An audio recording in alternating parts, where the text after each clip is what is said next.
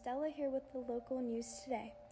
As weight loss, dieting, and nutrition topics trend throughout the media, the more significant topic of nutritional inequalities faced within African American communities in Western New York has been these communities continues to negatively impact African Americans' health, as these insufficiencies cause a lack of choice, resulting in a variety of health problems in these areas. Health problems such as high blood pressure, obesity, and multiple other health risks have demonstrated that there is a greater problem at hand.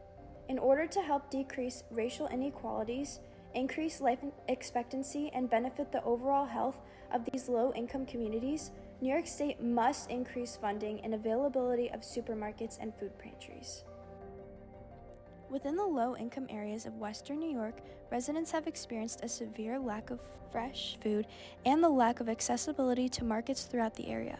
To get more information, I decided to travel to Target located near Kenmore, which is considered a low-poverty area. When examining prices of fresh produce, these prices were considered high for fruits and vegetables. This was also one of the only supermarkets nearby besides convenience stores such as 7-Eleven and Family Dollar. Researchers have brought valuable insight into the conversation concerning the food insecurities within Buffalo, New York. Sarah Bradley, who has done vast research on food insecurities within Buffalo, has conducted a series of studies to show how areas of Buffalo are affected by the lack of food.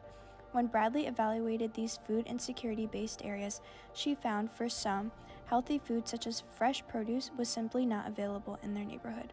There were also cases where good food was available and of reasonable quality, but could still be inaccessible due to the cost of food. This discrimination has been prevalent for many years, and unfortunately, state and local governments have not done enough to fix these issues. The lack of reach and effectiveness within government programs such as SNAP, EBT, and food pantries can all be held accountable for allowing such health consequences within the community to continue. In particular, an already established program known as the Supplemental Nutritional Assistance Program is flawed, as certain families in need are unable to access these resources because of the exclusivity of this program. One study conducted by a researcher named James Mulby has evidence on the laws of SNAP and how this program has been limited at providing those struggling throughout the United States.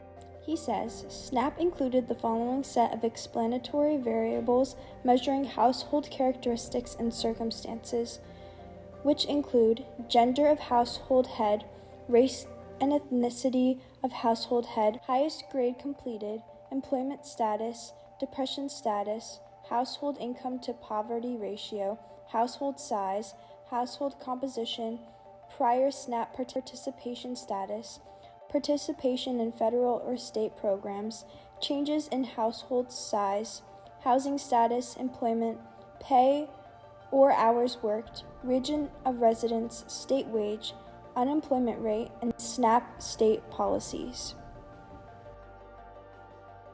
Due to the extensive factors which may affect a person's accessibility to these crucial benefits, some families are not able to access these necessary resources, leaving them with lack of nutritious food choices, deteriorating overall health of these communities.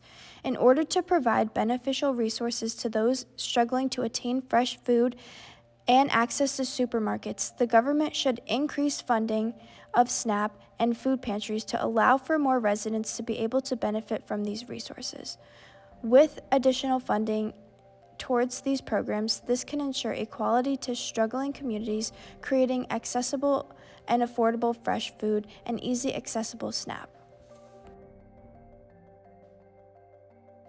Kathy Hochul, the governor of New York, has power to provide accessible supermarkets, fresh food, and funding to programs such as SNAP and food pantries. Residents of Western New York can additionally make a great impact to those affected by actively donating to food shelters and programs that work to feed these communities. If you are interested in making a donation to those in need, visit www.feedmorewny.org to contribute today. With the help of the whole community, Western New York can congregate to make a difference that could save lives and repair the health of African Americans within these communities and promote equality back to the people. Thank you.